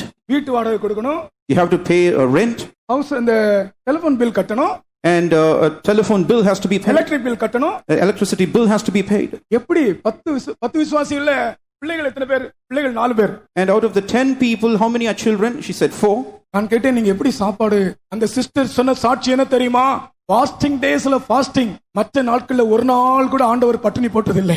And I asked her how she was able to manage her food, but she said during the days when we are supposed to fast, we used to fast, and during the rest of the other days, the other courses of the day, the Lord fed us sumptuously. We never ever lacked food. உனக்கு வேண்டிய ஆகாரத்தை விசுவாசத்தால் நீ ஆண்டவரிடத்தில் வாங்க வேண்டும். You have to receive through faith the food that's needful for you from the Lord. கர்த்தருக்கு ஸ்தோத்திரம். Praise the Lord. சபையில 10 விசுவாசிகள். There are just 10 members in the church. ஒரு நாள் கூட பட்டினி கிடையாது. But never did she suffer hunger even once. நான் கேட்பேன், நான் கொஞ்சம் பணம் தரட்டுமான்னு கேட்பேன். I used to ask her, shall I help you with some money? அப்ப சொல்லுவாங்க, நான் அவங்க மரித்தபடினால சொல்லுகிறேன். அப்ப சொல்லுவாங்க, காசெல்லாம் வேண்டாம், நீங்க ஜெபிச்சா போதும். And it's because she has slept in the Lord now I'm saying this. She would say, no, I don't need any monetary help. It would suffice if you just pray for me. மாம்ச ஜீவன்களுக்கெல்லாம் ஆகாரம் கொடுக்கிறவரை துதியுங்கள், அவர் கிருபை என்றும் உள்ளது. Bless the Lord who provides meat to all flesh and all creatures, for his mercy endures forever. அவரை விசுவாசிக்கிறவர்களை விசுவாசத்தினால் போஷிக்கிறவரை துதியுங்கள், அவர் கிருபை என்றும் உள்ளது. Through faith let us praise him who feeds those who believe in him with food, for his mercy endures forever.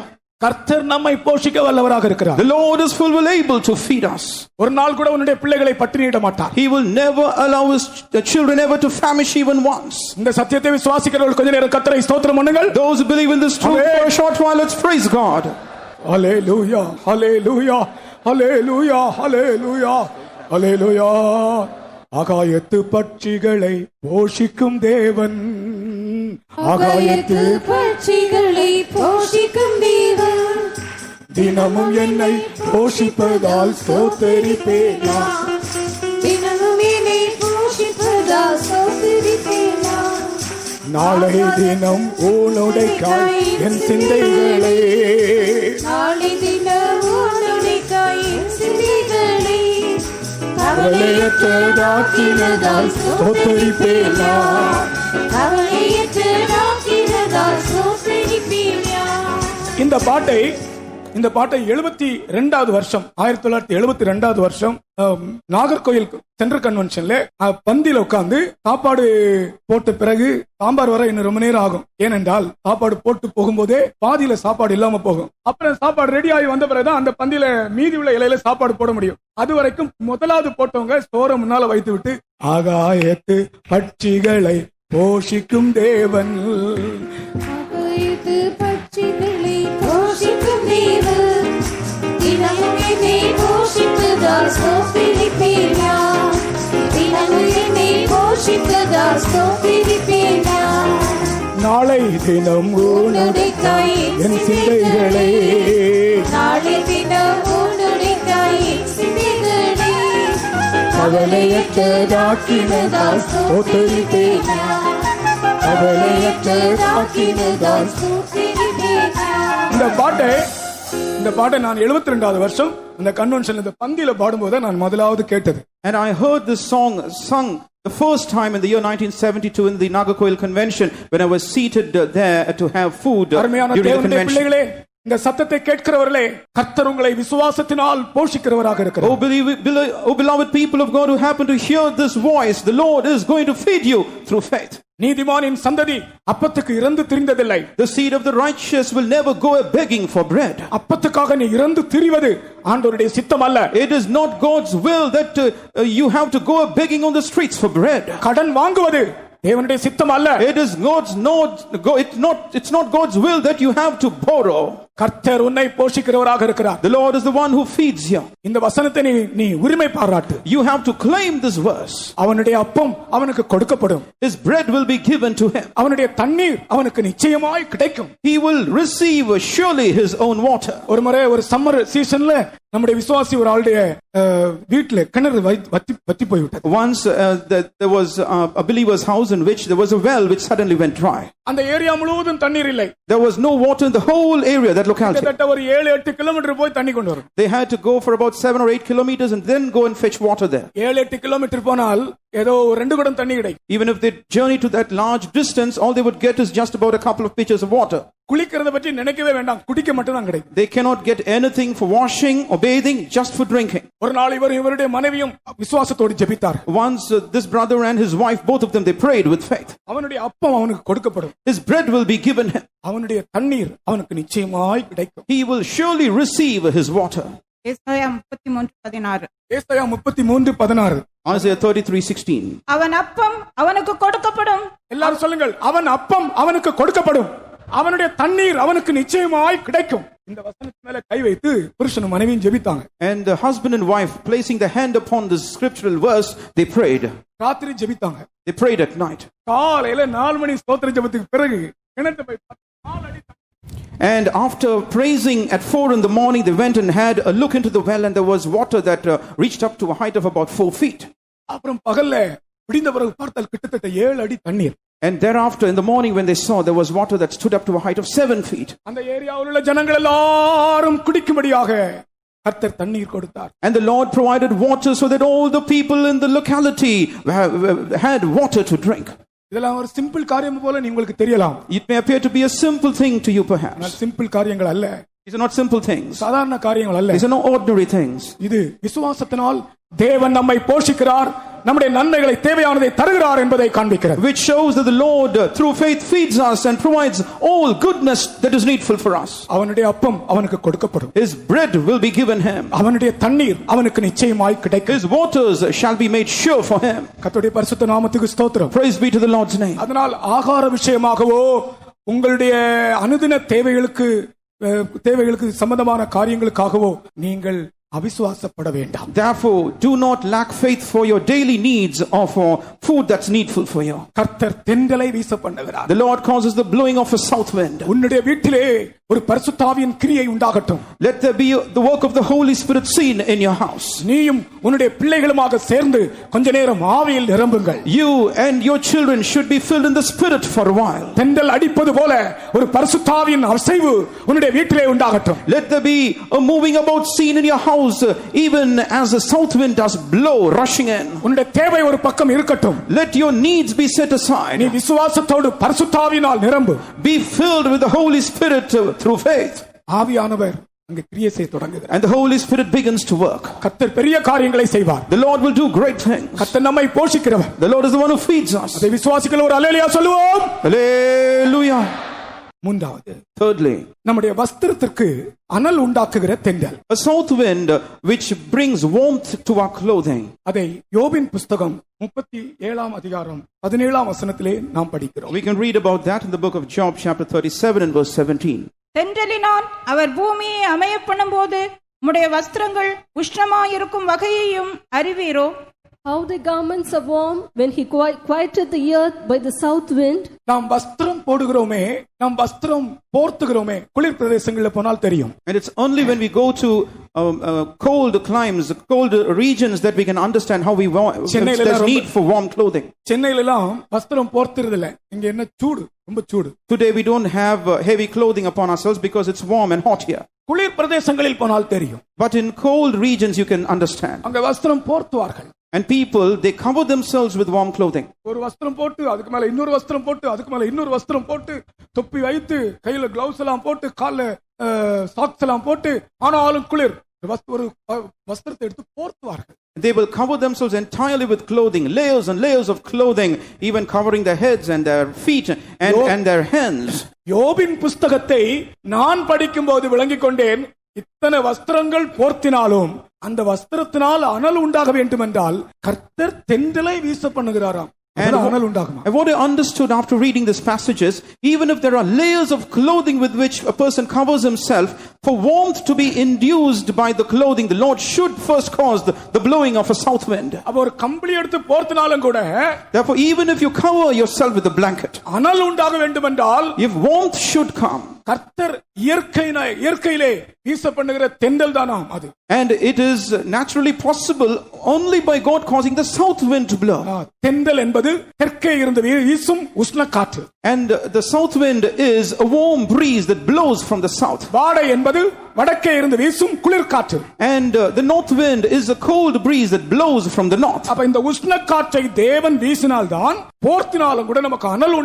Therefore, it is only when the Lord causes the blowing of this warm south wind that even if we are covered with clothing, we will feel warm.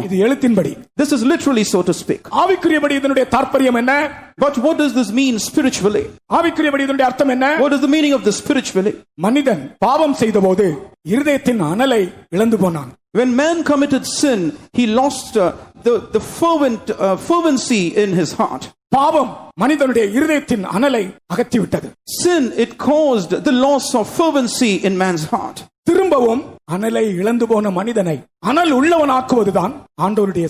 It is God's will that he bring back this fervor back into man's heart which was once lost because of his committing sin. Praise the Lord.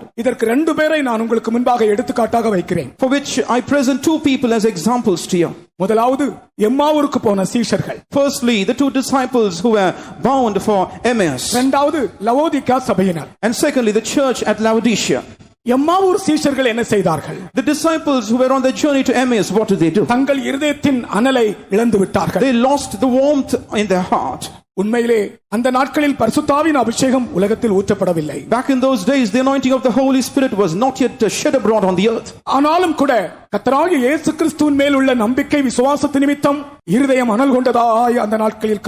Nonetheless, through their hope and their faith in the Lord Jesus Christ, their hearts were burning and they were fervent in their hearts.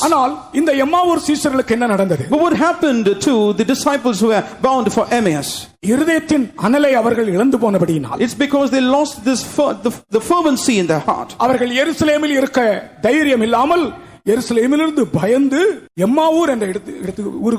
They lacked the boldness to continue to remain in Jerusalem, and they set out on a journey traveling to Emmaus.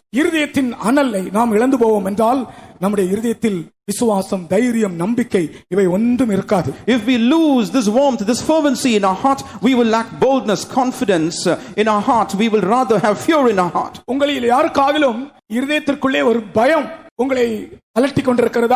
Is any one of you seeing some kind of fear haunting your heart? There was a person who came to be prayed for to me. I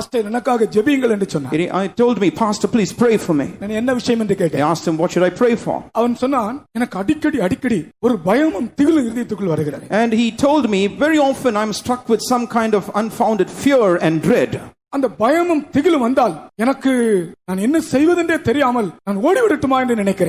when this fear and dread grips me, I do not know what I'm supposed to do. I feel like just running away from where I am. And on that night at 1 in the morning, he has run away from home to come to church to be prayed for. It was 1 in the morning, early in the morning. At 1 in the morning, he had come to church to be prayed for. And he had journeyed for over 2.5 hours to reach the church. And I asked him, oh little brother, for what reason have you come here at this hour? ஓடி விடட்டுமா என்று நான் நினைக்கிறேன். சரி எப்படியாவது நான் பெய்தம் போயிடுவோம், சென்று பெய்தம் போயிடுவோம் என்று 2.5 மணி நேரம் பிரயாணம் பண்ணி வந்திருக்கிறேன். And he told me I was struck with some unfounded fear, some dread, for which reason I wanted to run away from home, but somehow I came to the church. உன்னுடைய இருதயத்தின் அனலை நீ ஏதாகலும் இடத்தில் இழந்தாயா என்று கேட்டேன். And I asked him, have you in any occasion lost the fervency of your heart? கொஞ்ச நேரம் மௌனமாக இருந்தார். He remained silent for a while. அதன் பிறகு 2-3 சந்தர்ப்பங்களை சொன்னார். And then he spoke to me of 2 or 3 circumstances. நாம் எந்தெந்த சந்தர்ப்பத்தில் தேவனுடைய சித்தத்துக்கு மாறான காரியத்தை ரகசியமாகவோ வெளியரங்கமாகவோ நாம் செய்கிறோமோ அந்த இடத்தில் நம்முடைய இருதயத்தின் அனல் குறைந்து போகும். Wherever we happen to, in certain circumstances, work against the will of God, openly or secretly, we will lose the fervency of our heart. பெரிய தவறு என்று கூட நீங்க நினைக்க வேண்டாம். Do not tend to think that it is a big fault, a big wrong thing. நீங்கள் ஒரு பொய் சொன்னாலே போதும். It would suffice if you just speak a lie. வெளியரங்கமா ஒன்று நடக்காது. Nothing openly will happen. ஆனால் உன்னுடைய இருதயத்தின் அனல் குறைந்து போகும். But the fervency of your heart will diminish. ஒரு பொய் சொன்னாலே போதும். It would suffice if you just speak a lie. கர்த்தருக்கு ஸ்தோத்திரம். Praise the Lord. பொய் சொல்லாமல் இந்த 2013 வருடம் இந்த 5 மாதமும் பொய் சொல்லாமல் ஜீவித்தேன் என்று சொல்றவங்க கரங்களை உயர்த்தி ஒரு அல்லேலூயா சொல்லுங்க. Those who say that we have in this year 2013 over these past 5 months lived a life without even uttering one lie, please put your hands up and shout hallelujah. எனக்கு ரொம்ப துக்கம்தான். I'm deeply grieved. நீங்கள் எல்லாரும் ஒரு அல்லேலூயா சொல்வீங்கன்னு நினைத்தேன். I expected all of you to shout hallelujah. நான் கேட்கிறேன், நம்முடைய தேவன் ஜீவனோடு இருக்கும்போது நாம் ஏன் பொய் சொல்ல வேண்டும்? I'm asking you a question. When our God is living for us, why should we speak lies? உள்ளதை உள்ளதென்றும் இல்லதை இல்லதென்றும் சொல்லுங்கள். Let your yea be yea and your nay be nay. மிஞ்சினது பிசாசினால் உண்டாயிருக்கும். Whatsoever is more than that is of evil, of the devil. Kannada பாஷையில மிஞ்சினது பிசாசினால் உண்டாயிருக்கும். And in the Kannada tongue it is said, whatsoever is more than that is from the devil. உள்ளதை உள்ளதென்றும் இல்லதை இல்லதென்றும் சொல்லுங்கள். Let your yea be yea and your nay be nay. ஒரு பொய் சொன்னாலே போதும் நம்முடைய இருதயத்தின் அனல் குறைந்து போகும். It is sufficient if you speak a small lie, you will lose the fervency of your heart. அந்த சகோதரனிடத்தில் கேட்டேன், இருதயத்தின் அனல் குறைந்து போகக்கூடிய காரியங்கள் ஏதாவது சம்பவித்திருக்கிறதா? And I asked that brother, has anything happened in your life which caused the loss of fervency in your heart? அவர் 2-3 சந்தர்ப்பங்கள் சொன்னார். He spoke of 2 or 3 circumstances. கர்த்தரிடத்தில் நீங்கள் அறிக்கையிட்டு ஜெபியுங்கள். I told him, confess these things to the Lord and pray. உங்களுடைய இருதயத்தில் இருக்கிற திகில் மாறி போகும். The dread in your heart will leave you. கர்த்தருக்கு ஸ்தோத்திரம். Praise the Lord. அவர் அப்படியே ஜெபித்தார். இப்ப நல்லா இருக்கிறார். And he had prayed even as I asked him to, and he is doing well now. இப்ப அந்த பயமோ திகிலோ இல்லை. Now he is free of all the fear and dread. உங்களுடைய பாவங்களை அறிக்கையிட்டு ஜெபியுங்கள். You have to confess your sins as you pray. இல்லாவிட்டால் உங்களுடைய இருதயத்தில் திகில் உண்டாகும். Else your heart will start to dread things. எம்மாவுக்கு போன சீஷர்களுக்கு சம்பவித்த காரியம் இதுதான். And this is exactly what happened to the disciples who were bound for Emmaus. அவர்கள் பாவம் செய்யவில்லை. They did not commit sin. அவர்கள் பொய் சொன்னார்களோ நமக்கு தெரியாது. We do not know whether they spoke lies or not. ஆனால் அவர்களுடைய இருதயத்தில் விசுவாசம் இல்லை. But they lacked faith in their heart. பயந்தார்கள். They were afraid. எருசலேமில் இருக்க தைரியம் இல்லை. They did not have the boldness to remain in Jerusalem. ஆகையால் பயந்து நடுங்கி எம்மாவுக்கு போய் கொண்டார்கள். Therefore, fearing and trembling, they set out journeying to Emmaus. இயேசு கிறிஸ்து அவர்களுக்கு சமீபமாய் போனார். And Jesus Christ, he drew closer to them. ஒரு சாதாரண மனிதனைப் போல காண்பித்தார். And in the guise of an ordinary man, he went along with them. அவர்களோடு பேசினார். And he spoke to them. ஆனாலும் அவர் இயேசு என்று அவர்கள் அறியவில்லை. But they did not perceive that it was Jesus who was speaking to them. யாரோ ஒரு மனிதன் நம்மோடு பேசிக் கொண்டு வருகிறார். And they thought that it was an ordinary man who was in conversation with them. ஆனால் என்ன நடக்கிறது? But what happens? உள்ளே அனல் எரிகிறது. And they felt a kind of burning sensation inside. இதயத்திலே அக்கினி எரிகிறது. That is this fire that was stoked inside. அவர் மறைந்து போனார். And suddenly vanished. அப்பொழுதுதான் அவர்கள் பின்னே தான் அவர்கள் அதை அறிந்தார்கள். அவர் நம்மோடு பேசின போது நம்முடைய இருதயம் நமக்குள்ளே கொழுந்து விட்டு எரியவில்லை. It is only after that they realized, did not our heart burn when he was speaking to us? கர்த்தருக்கு ஸ்தோத்திரம். Praise the Lord. உன் வஸ்திரத்திற்கு அனலை உண்டாக்கும் தென்றலை கர்த்தர் இந்த ராத்திரி அனுப்புகிறார். The Lord sends into your midst the blowing of a south wind which will cause warmth to be infused into your clothing. பயத்தோடும் நடுக்கத்தோடும் கலங்கிக் கொண்டிருந்த இம்மாவூர் சீஷர்களுக்கு, and to the disciples who were bound for Emmaus with fear and with trembling in their heart, it is because Jesus himself went to them and spoke to them. அவர் பேசும்போது ஒரு தென்றல் வீசி அவருடைய இதயத்தை அக்கினியாய் பற்றி எரிய செய்தது. When Jesus spoke, there was a south wind that blew and it lit up their heart and their hearts began to burn. அவருடைய வார்த்தைகள் ஒரு அக்கினியை போல அவருடைய இதயத்தை எரிய செய்தது. And his words as the fire, it entered into their hearts and it caused their hearts to burn. கர்த்தருக்கு ஸ்தோத்திரம். Praise the Lord. இன்றைக்கு நமக்கு ஒவ்வொருவருக்கும் ஒரு அனலுள்ள இதயத்தை கர்த்தர் தருகிறார். Even today the Lord is going to give all of us a fervent heart. ஆவியின் அக்கினியால் தகித்திடவே அனலுள்ள இருதயம் அழித்திடுமே. ஆவியின் அக்கினியால் தகித்திடவே அனலுள்ள இருதயம் அழித்திடுமே. கர்த்தர் உங்களுக்கு ஒரு அக்கினி அனலை தொடு கனலடையு அனுதினம் அருள்வாரி சுரிந்திடுமே. அன்பினால் அனை தொடு கனலடையு அனுதினம் அருள்வாரி சுரிந்திடுமே. இந்த வேளையிலே வேளையிலே ஒரு தென்றல் நம்முடைய மத்தியில் வீசுகிறது. Even this hour, a south wind is blowing in our midst. ஒவ்வொருவருடைய இருதயத்தையும் அனல் மூட்டும்படியாக, so that it may induce warmth and fervency into the hearts of everyone here. அனலை இழந்திருக்கிற தேவ மக்கள், the people of God who lost the fervency in their heart, இந்த தென்றல் உங்களுக்குள் வீசும்போது ஒரு அக்கினி பற்றி எரியும். when the south wind blows into you, it will light up a fire in you. அது உங்களுடைய பயத்தை உங்களை விட்டு அகற்றிவிடும். It will dispel fear from you. ஆமென். இப்பொழுது நாம் பாடும்போதே ஒரு அக்கினி உண்டாக போகிறது. Even as we are singing, this fire is going to be ablaze. இருதயம் கொழுந்து விட்டு எரியும். Your heart will be ablaze. ஒரு வார்த்தை கூட சொல்லுகிறேன். And I add one more word. Musicians அப்படியே உட்காருங்க. ஒரு வார்த்தை கூட சொல்லுகிறேன். I'm going to add one more word. அதே போல லவோதிக்கா சபை, likewise the church at Laodicea, அந்த சபையிலே அனல் இல்லை, குளிரும் இல்லை, வெதுவெதுப்பு. the church was neither hot nor cold, it was lukewarm. அவர்கள் கிறிஸ்தவர்கள் தான், they were Christians, தேவனுடைய பிள்ளைகள் தான், they were children of God, ஆனால் வாழ்க்கையிலே அனல் இல்லை. but they lacked warmth and fervency in their life. தங்கள் அனலை இழந்தார்கள். they lost this fervency in their life. நான் இதோடு முடிக்கிறேன். I close with this. கர்த்தர் அவர்களை அனல் ஊட்ட முடியவில்லை. the Lord was not able to induce this fervency in them. எச்சரித்தார். he warned them. எச்சரித்தார். he warned them. இன்றைக்கு கர்த்தர் நம்மை அதே வார்த்தையினால் எச்சரிக்கிறார். the Lord even today warns us with the same words. உன்னுடைய அனலை நீ இழந்தாயா? have you lost the fervor of your heart? திரும்பவுமாக உன் இருதயத்தை அனல் மூட்ட விரும்புகிறேன். the Lord, I wish to induce fervency once back into your heart. என் தென்றலை வீச பண்ணுகிறேன். I'm going to cause my south wind to blow. உன்னுடைய இருதயத்தில் அக்கினி பற்றி எரியும். my fire will be ablaze in your heart. உன்னுடைய இருதயம் அக்கினியாய் மாறும். your heart will be a fire now. எல்லாரும் சேர்ந்து பாடுவோம். may we all join and sing. ஆவியின் அக்கினியால் தகித்திடுவே, அனலுள்ள இருதயப்படுத்திடுவே. ஆவியின் அக்கினியால் தகித்திடுவே, அனலுள்ள இருதயப்படுத்திடுவே. அன்பினால் அனைத்தோடு கனலடையும், அனுதினம் அருள்மாறி சொரிந்திடுவே. அன்பினால் அனைத்தோடு கனலடையும், அனுதினம் அருள்மாறி சொரிந்திடுவே. அக்கினியால் தகித்திடவே, அனலுள்ள இருதயம் அழித்திடுவே. எல்லா இருதயத்தையும் கர்த்தர் பற்றி எரிய செய்கிறார். the Lord causes every heart here to be ablaze with fire. அனைத்தோடு கனலடையும், அனுதினம் அருள்மாறி சொரிந்திடுவே. அன்பினால் அனைத்தோடு கனலடையும், அனுதினம் அருள்மாறி சொரிந்திடுவே. ஆவியின் அக்கினியால் தகித்திடவே, அனலுள்ள இருதயம் அழித்திடுவே. ஆவியின் அக்கினியால் தகித்திடுவே, அனலுள்ள இருதயம் அழித்திடுவே. அன்பினால் அனைத்தோடு கனலடையும், அனுதினம் அருள்மாறி சொரிந்திடுவே. அன்பினால் அனைத்தோடு கனலடையும், அனுதினம் அருள்மாறி சொரிந்திடுவே. ஆவியின் அக்கினியால் தகித்திடவே, அனலுள்ள இருதயம் அழித்திடுவே. ஆவியின் அக்கினியால் தகித்திடுவே, அனலுள்ள இருதயம் அழித்திடுவே.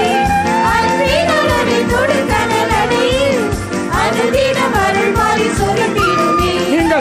நீங்கள் ஒருவேளை எம்மாவூருக்கு போன சீசர்களைப் போல நீங்கள் அனலை இழந்து பயம் நடுக்கமுடையவர்களாக இருக்கலாம். perhaps you may also be stricken with fear and dread, just like how the disciples were bound for Emmaus were. அல்லது லவோதிக்கா சபை போல அனலை இழந்து நீங்கள் அனலுமின்றி குளிருமின்றி வெதுவெதுப்பா இருக்கலாம். or perhaps you might have lost the fervency in your heart like the church of Laodicea did, which was neither hot nor cold but was lukewarm. இன்றைக்கு யோபின் புத்தகத்தில் சொல்லப்பட்டபடி, but even as we read from the book of Job today, அவர் வஸ்திரத்திற்கு அனலை உண்டாக்குகிற தென்றலை அனுப்புகிறார். he causes the blowing of a south wind which brings warmth into your clothing. அனலை இழந்து போன உன் இருதயத்தில் திரும்பவும் அனலை அனுப்புகிறார். the Lord sends warmth back into your heart which has lost warmth from it. ஒரு தென்றல் நம்முடைய மத்தியில் வீசுகிறது. a south wind is blowing in our midst. அந்த அனலற்ற ஜீவியத்தை அனல் உள்ளதாய் மாற்றுகிறது. it brings warmth into our life which was earlier without warmth. நம்முடைய மத்தியிலே ஒரு அக்கினி பற்றி எரிவதை நான் காண்கிறேன். I see a fire which is ablaze in our midst here.